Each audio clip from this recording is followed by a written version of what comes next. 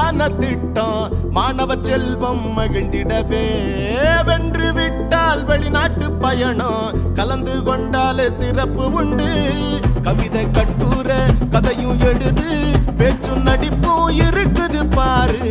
ஆயக்கலைகள் எல்லாம் இருக்கு கூடித்தான் கொண்டாடுவோம் கலை திருவிழாதாவா காட்சிகளை தரவா மேடம் முழங்கிட நீயும் வா மேடை அதிர்ந்திட நீ வா கலை திருவிழா